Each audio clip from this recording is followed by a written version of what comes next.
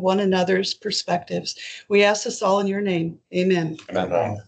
I pledge allegiance to the flag of the United States of America and to the republic for which it stands, one nation, under God, indivisible, with liberty and justice for all. Honor the Texas flag. I pledge allegiance to thee, Texas, one state, under God, one and indivisible. All right, thank you very much for that. Do we have any comments from the public tonight? No? Okay, all right, thank you. Judy, any adjustments to consider? Okay, it's item 4, so we continue to the consent agenda. I'll make a motion to approve the consent agenda. Okay, A second. okay, with a second, any discussion, comments? From the group? You were good. Okay, okay, all in favor? Aye. Opposed? Okay, motion passes. Thank you very much. Regular agenda, item 10, receive and act upon request for nominations for the upcoming Montgomery County Appraisal District Board of Directors election, pages 18 to 22 in our packet. If you all remember last year, we had an election and there was 3 positions, 2 appointed and 1 got a 3-year term. And then we told you there was going to be another election because those 2 are up again. There was a miscount or something. We don't know exactly what happened yet for the first election, but Arthur had the 3-year term and he will know on Friday whether it's going to be switched or he's going to get the 1-year term. But the fact is he's going to run again. Okay. So then this part of it is the nomination part only. And you can nominate, each district gets 1 person that they can nominate. You can't nominate several people. So Arthur doesn't know yet if he's gonna have the 1-year term or the 3-year term. I'm confused. Why is that, Arthur? I can't say officially that it's gonna go from 3 to 1, but I've been told it's gonna go from 3 to 1. Because apparently there was some tabulations that were not done correctly, that when they did an audit, they found out.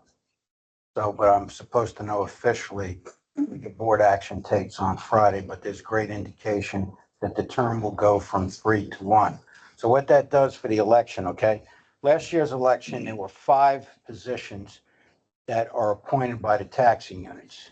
Of the 5, when you rank the total, the top 3 vote getters would have the 3-year term, and the vote getters that had the least amount of votes would get a 1-year term. So what's going to happen Friday is that my 3-year term will go to 1-year term. And that will end at the end of December end of December this year. My intention is to run this year in this election, and it's for a 4-year term. And if I'm successful to win, then the 4-year term will start in January 26. So what the legislature is doing is staggering all of these terms that eventually everyone will have a 4-year term. What you will also see, and it's not on this agenda, there will be the citizen election for 3 citizens to run for the 3 citizens positions on the board, and they will run in November of 26, and then they will take a 4-year term. So that's kind of the background. Officially, I don't know that I'm going to go to a 1-year term, but there's all indications it's going to take place. You have to wait for Friday. Unfortunately, all of this timing is the nomination process is built before that comes out. How does that work if we nominate you and then you got the 3-year term? Brad, there's a real good indication 3-year term's not going to be here. All right. I just have to wait for the official word from the board. And that's why I'm going to run in this year's election. I'd like to continue to represent the special purpose districts, in particular the Woodlands special purpose districts. That's a little, In November? we'll be running it's a 2-part. The reclamation districts vote now, and if you're successful to win in the reclamation election, then you will go on the big ballot that will take place in September or October of this year. And The final count on that vote will take place by the 15th of December. So by the 15th of December, all the taxing units will know who the two people are that were successful to start in January of 26. Who counted the votes? The district counted the votes. Not the board of directors, but the actual staff. So they've done an audit on that of the election, which they need to do, and they uncovered that there were some tabulation issues. So that's kind of the background. So I have to wait till Friday, but there's all good indications that I will officially be told on Friday that my term is not 3 years, but 1 year. So one of us will flip. That's okay. It's the luck of the draw. We're going to push forward. So that's the background. Thank you.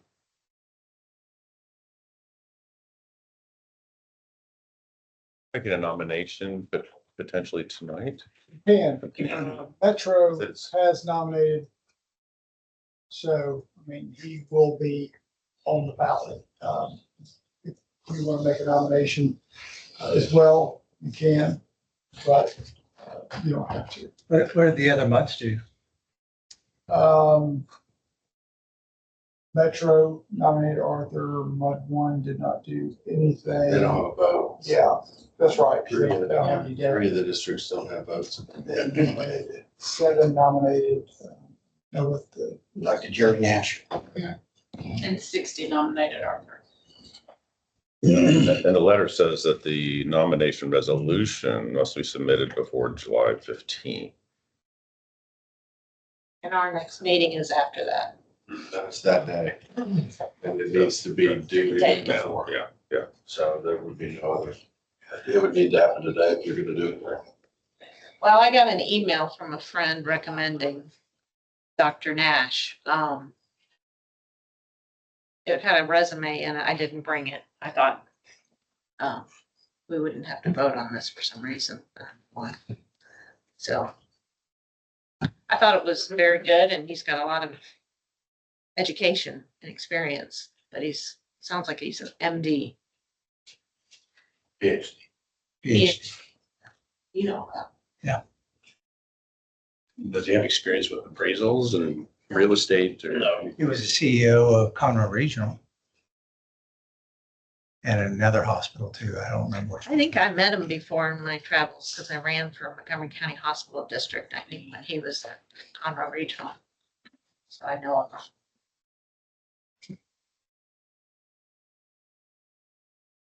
So do we have any nominations? I'll nominate Arthur. I don't think we need a second nomination, do we? We just have to vote on it. We have to agree on a, Ask if there's any other nominations, and if there are, then we take a vote. guys, any other, you want to nominate? Dr. Okay, okay, so we have 2, any others? Okay, you okay just doing a straw vote? So, do we have a vote in support of Arthur? Say Aye. aye. It's 3, 4, and then No, 1. Dr. Okay, Nash. okay, so it looks like Arthur gets our nomination. Okay. Yeah. Thank you. Appreciate Yes. that. The advice where, how this all goes. Okay. Thank you. Thank you. Hey, now we'll receive the monthly SJRA division report. All right, for the reports in your packet, beginning on page 23, normal month, nothing out of the ordinary, no violations. Be glad to answer any questions if you have. Questions for Not for me. SJRA folks, Chris, or anything? No, not a single one. Let's get off easy this time. It's nice to get off easy once. It's summertime too. That's true. Okay, well, we'll get into the budget anyway. So the next item would be item 12, review of the draft SJRA Woodlands Division budget. I think there was a request for the non-trustee members to look at the trustee meeting reporting. So hopefully that was done because there was a lot of good discussion there. If not, we've got this time to be able to ask any questions we want. So we're not trying to reduce that, but that was going to be so helpful kind of background. So we'll go forward with the presentation. Yep, so like you said, I'm happy to give the presentation if y'all want it, or just answer any questions that you may have. The real quick highlights of it is our water and wastewater rates are not changing, they're remaining the same. And then the GRP rate is proposed to go down 4 cents. It's not final. That goes to the review committee on Monday to get that rate down to $2.93. And the other part of the highlights is we're asking for y'all to direct your trustee in July to vote in the August meeting to approve our budget. If you'd like a presentation, I can give it, or just. We always Stay watch to the you. video. When you need to Yeah. go do the presentation, you wanted to go through that? Okay, It was very good. yeah, Reporting yeah, it's budget. pretty straightforward. Do anyone have any questions? Myself too. Haley? Right. My name's Haley Lohan. I'm with the San Jacinto River Authority in the accounting department. I'm the Woodlands accountant for them. There's our rate slide to help us. I move that we direct our trustee to approve the budget. I'll second. Second. In July. Yeah, okay, in favor? Yeah. Okay. Got it, team, well done. Right along. Right along. Okay, item 13. So now the water assessment study that was presented to the All Muds meeting. Yeah, so I put this on everybody's agenda just to give the boards an opportunity to rehash and share any takeaways that y'all wanted to. No action, this is not for action, just to give you an opportunity to. Engineering firm seemed they had pretty zipped up. Everybody was really impressed. Excellent presentation.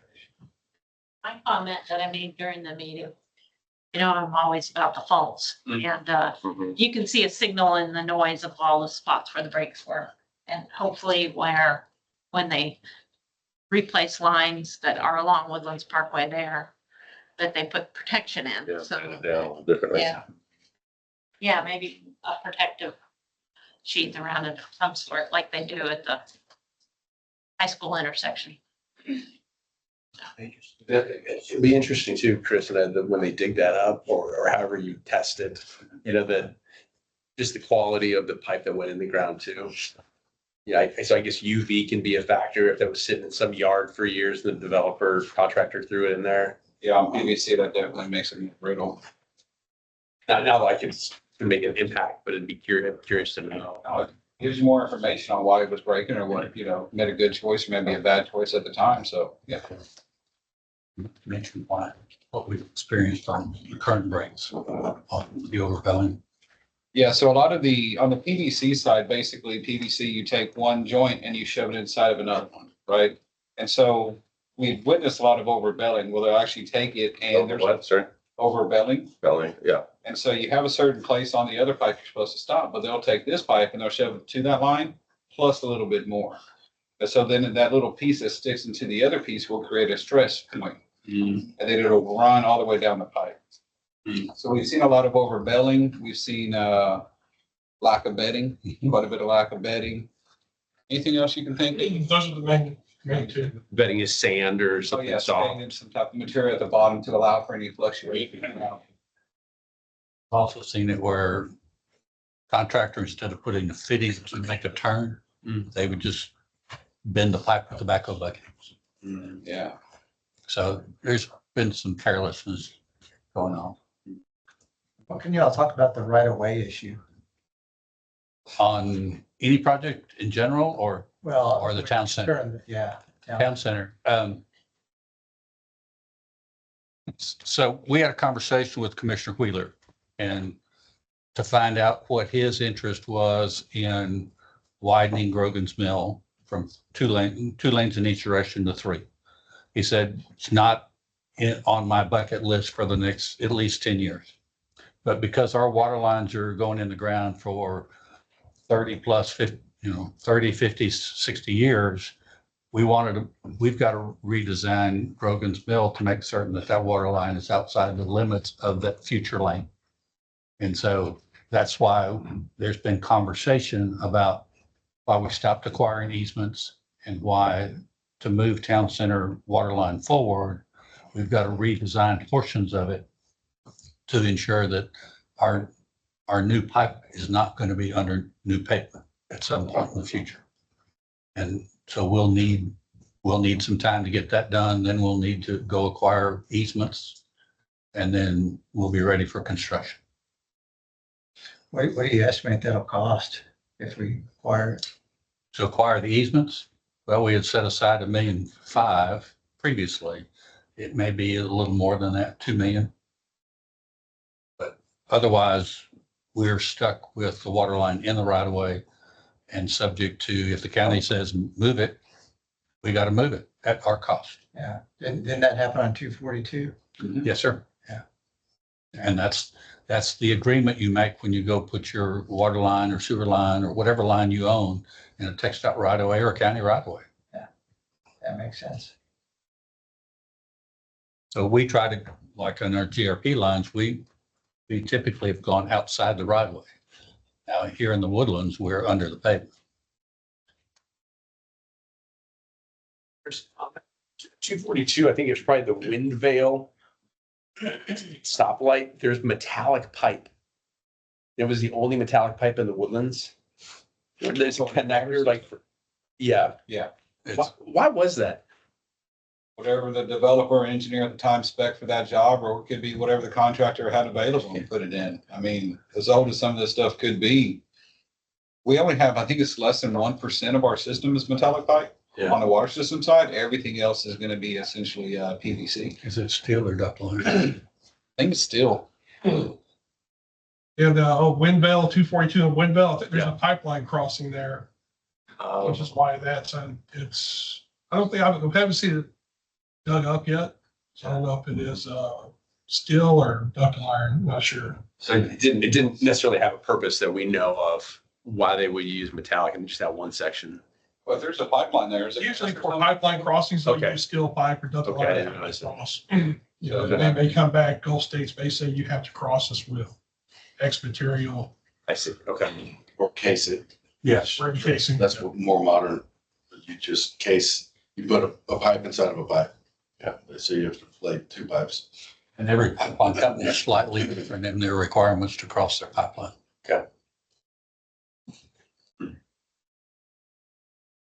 So I guess the big takeaway is the AC water line project has some key areas to do. There's other areas that may not need to be done now, but I don't know anything that would convince us that we shouldn't follow the recommendations other than we gain more information in the next 10 years on certain segments due to finding breaks or not finding breaks. I don't know, that would convince us that you can push things out, but it's quite a bit of difference in the overall scope, I would say, right? Third. Yeah, and so, but there's a project to go forward in town center, and the criticality of some of that infrastructure, I think, lends itself to that. So that's going to be coming up for us to, right, to Yeah. ponder some more. It is, and Ed sent me a memo, STRA requesting that the MUDs contemplate that. Essentially, what you saw in the report, and then the 7 projects that were identified to be done in the next 10 years, the MUDs giving insight to STRA on what your preference is in terms of getting those 7 projects done by November 1. That will allow them to modify their 10-year plan, and kind of put those in the certain, years forecast. And then that will allow us to figure out funding and the timing of funding and all that. So you kind of got to put that roadmap together in order to do the next steps and find funding. So officially, we're, I guess, on the clock, at least to decide what we want to do. I think all the MUDs have asked for an agenda item on their next agenda to have this same discussion, but discuss and or act, to have an opportunity to act on what you might want to do with those 7 projects in the next decade, which is what the recommendation was from. As a recommendation at the all mud meeting. Yeah. Can we take that guidance from the engineering firm on criticality? I mean, the board has to make that policy decision on what to do. If you choose to, take the expert's word, then, so be it. I think that's wise, but that's the board's decision to make. Eric, I guess we also talked in the trustee meeting about what happens if a MUD decides not to authorize SJRA to proceed and to do that, what happens? And I think you were going to try to sort some of that out, or at least to find a path forward in case, what is the governing kind of jurisdiction around these 10 MUDs and a major capital project like that? It was just a discussion we had. We said, you don't know what happens. Is it a majority of the MUDs that makes it all go forward? If they're bonds and they don't want to do bonds, are they paying it through R&R? And some do R&R and some do through bond reimbursement, stretch it out over 30 years instead of 10 years.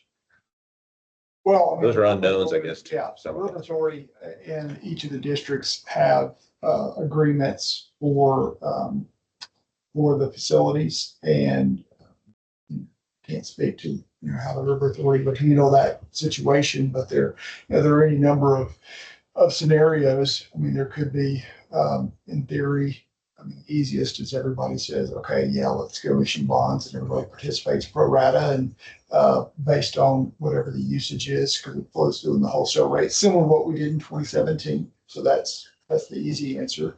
If you have some districts that don't, then that would be,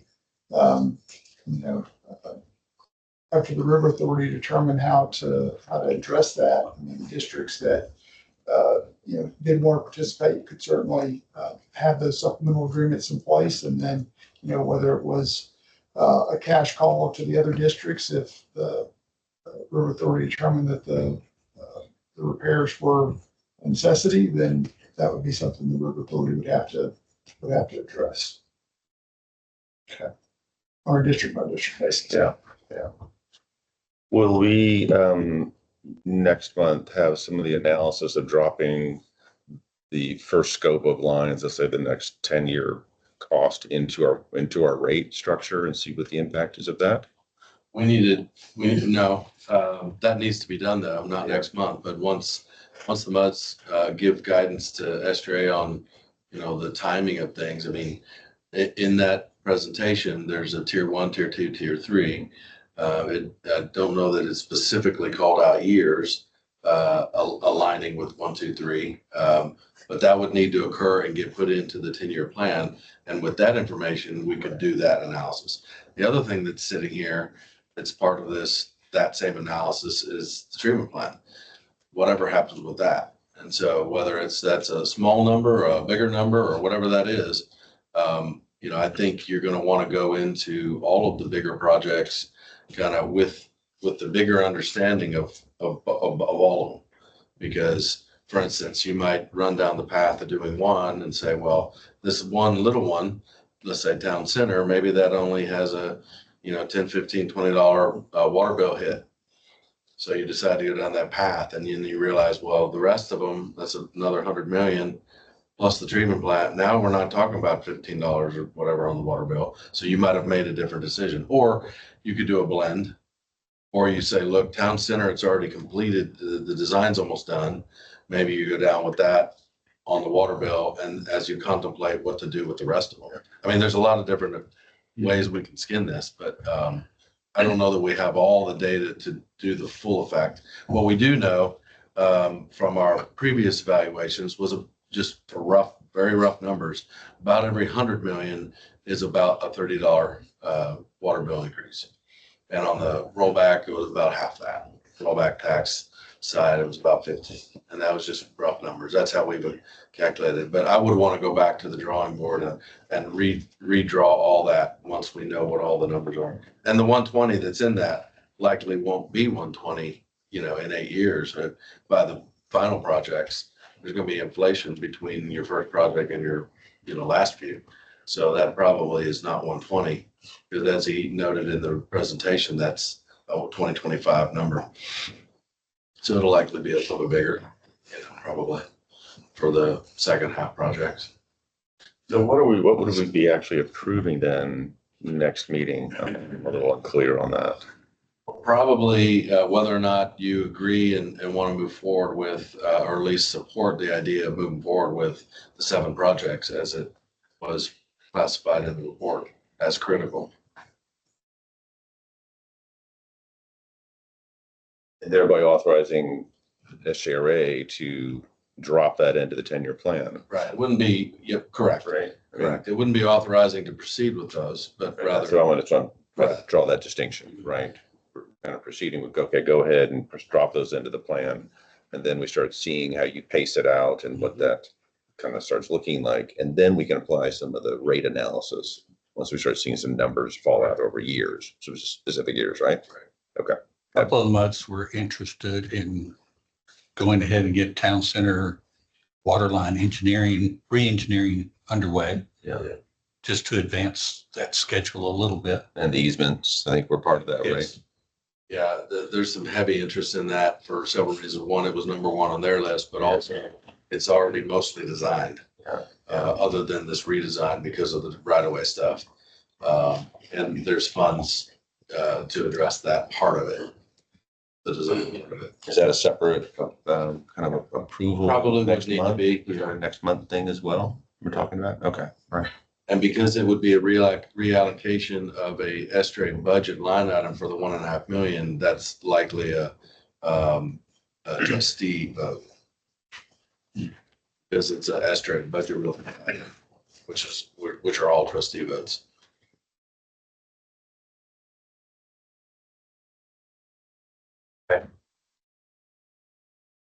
Any other comments, questions? Okay, good discussion. Thank you. Thanks. Okay, item 14, any update regarding the Panther Branch? We had a expo meeting a week or so ago and looked over the kind of the final memo from LJA, the engineer.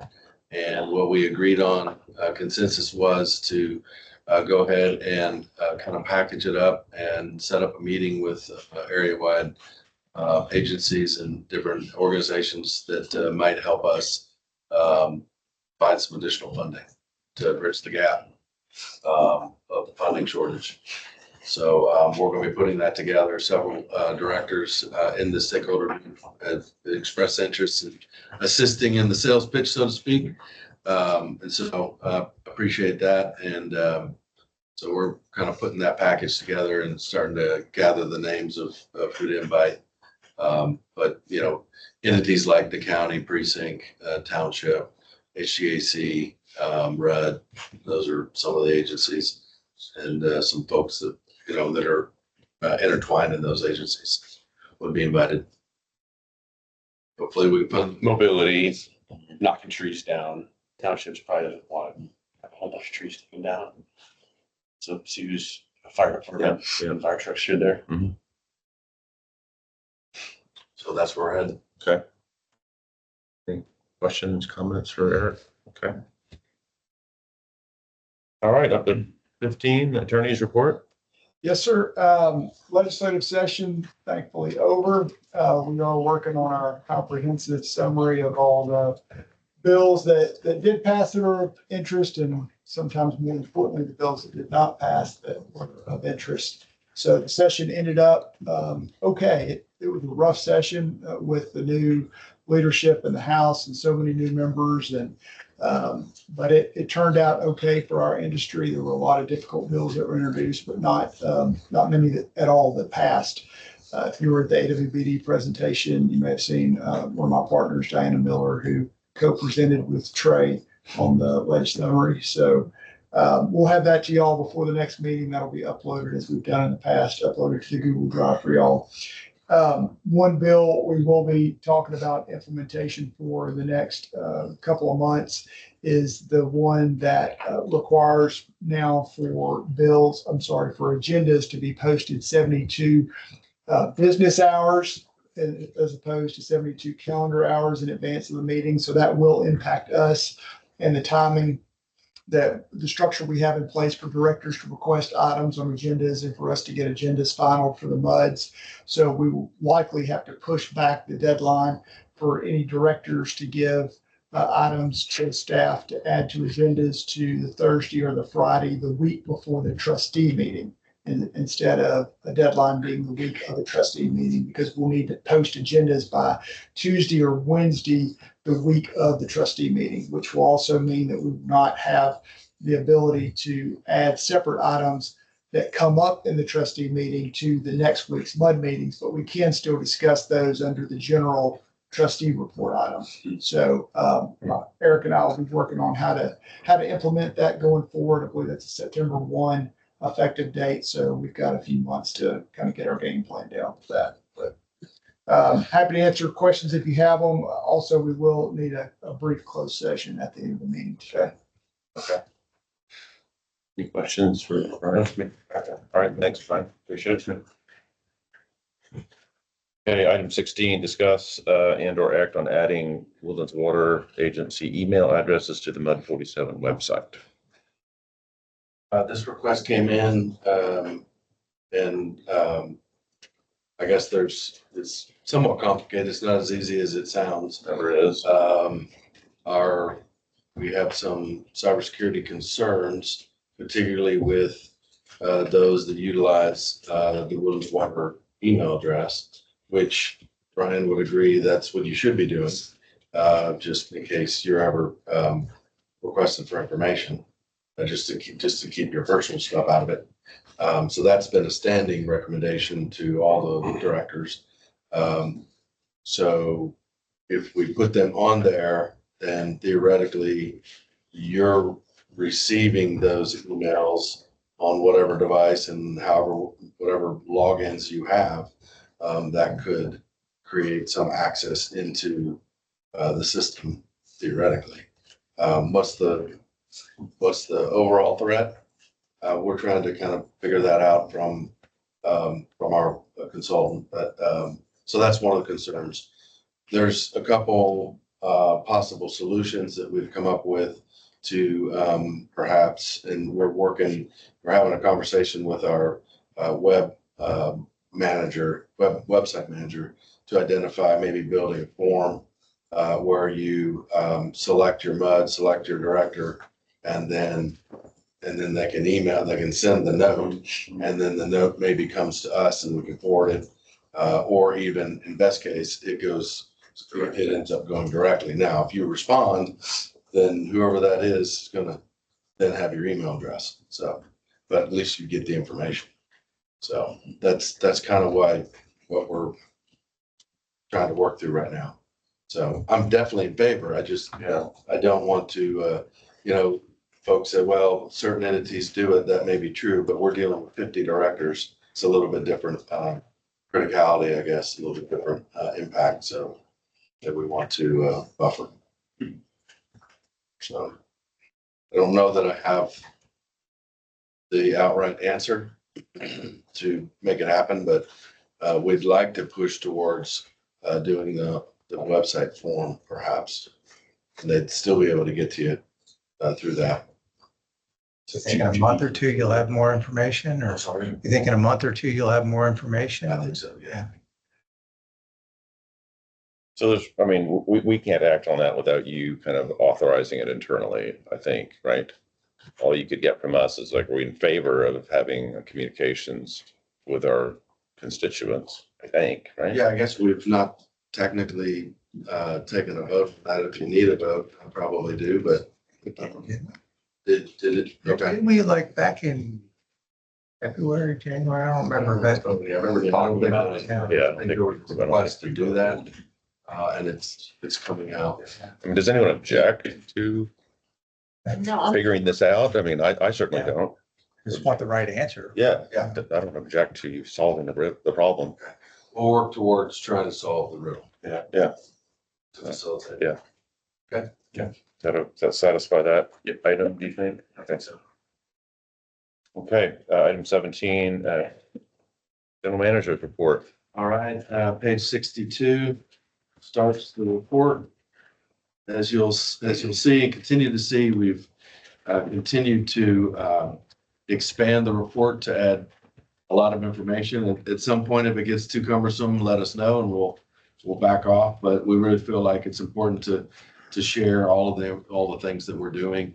I recognize that everything is specifically related to 47, but you also kind of get a vantage point of what else is going on all over the Woodlands. So I don't think there's, let's see, something to point out, you do on 65 bottom, you're part of the sanitary sewer rehabilitation project that's ongoing. Construction started on that over the last 60 days or so.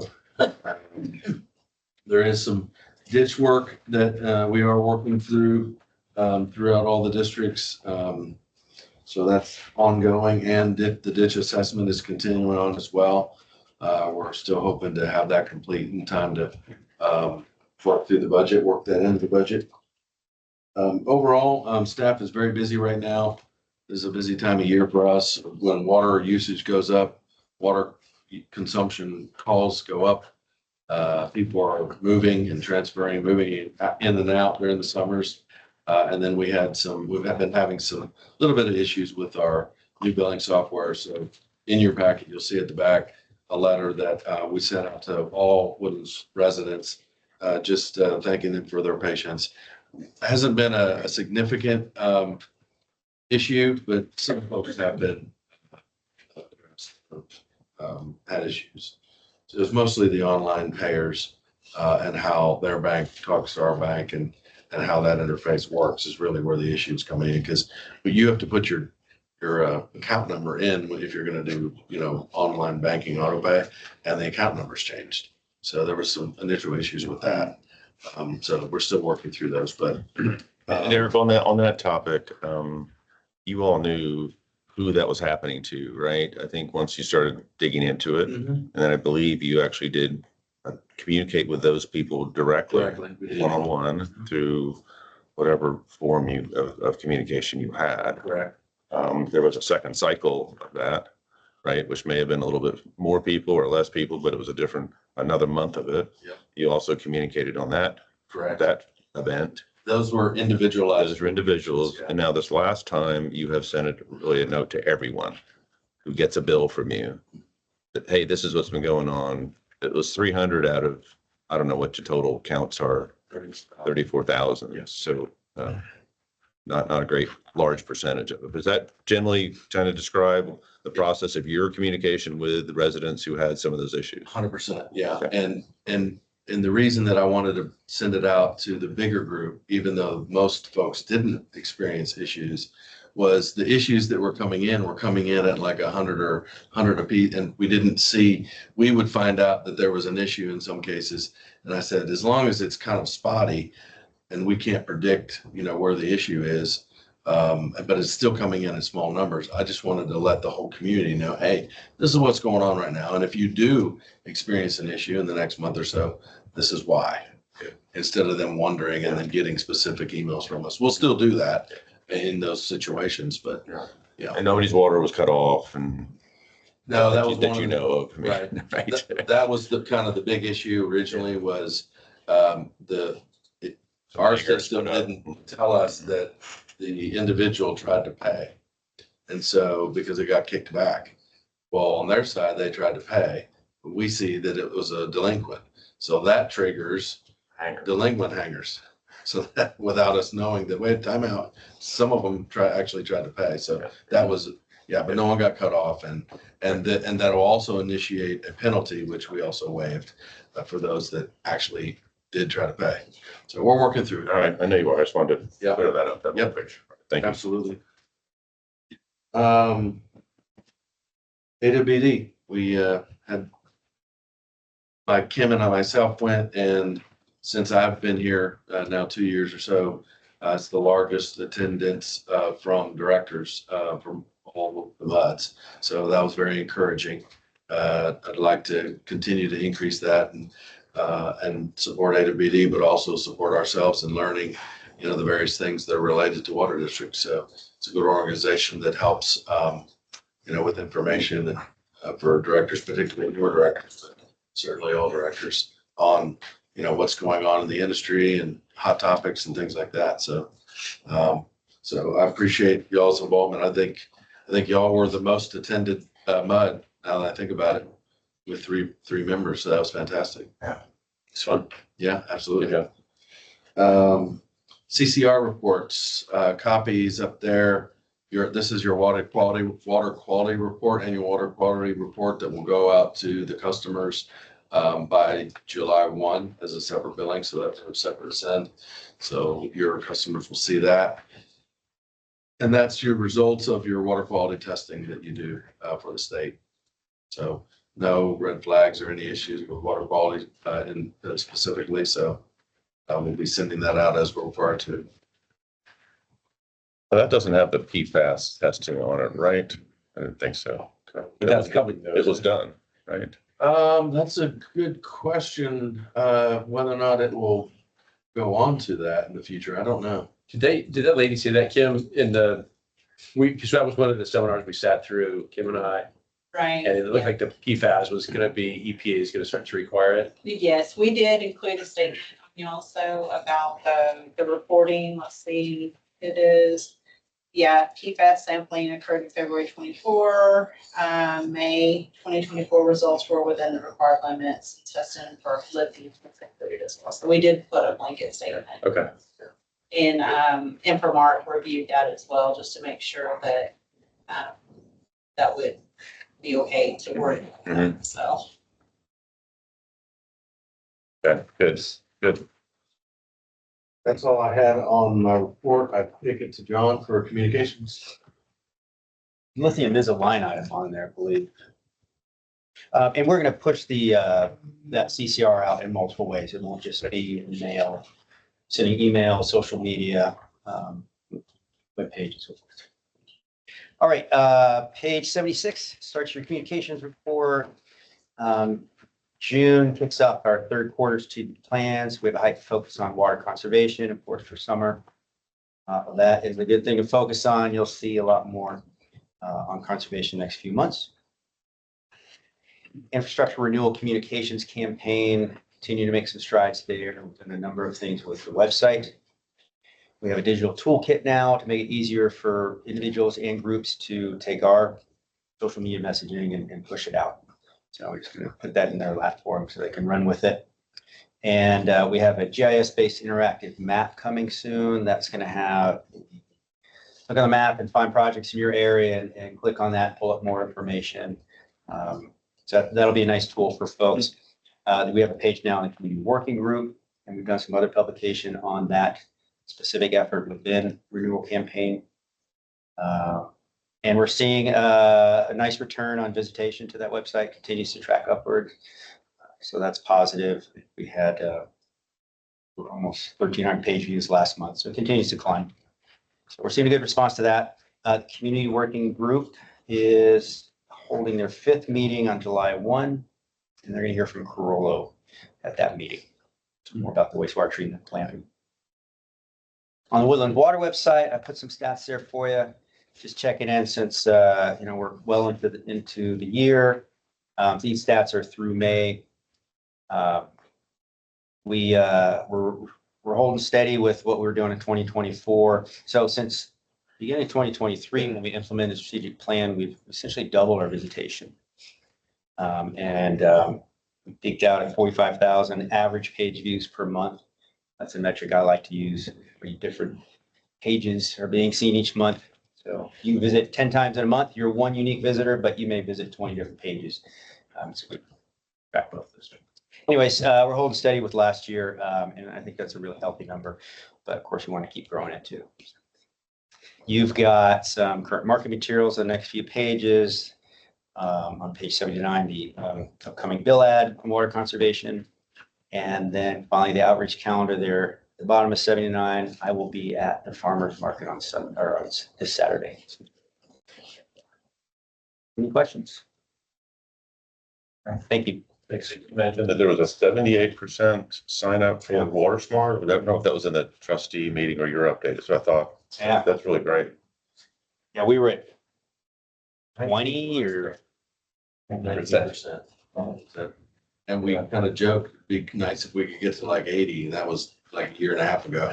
And now we're at 78. We're like, well, maybe we can get to 90. Yeah, so many good stories coming out of. There is a side effect to that, though, that now that folks have that tool, they're also calling a lot more because they want to ask questions about what they're seeing. So that's hitting the call log stats, ladies. That's all I have. All right, good, thank you. Any questions for Eric or John? We'll move on to the trustees report.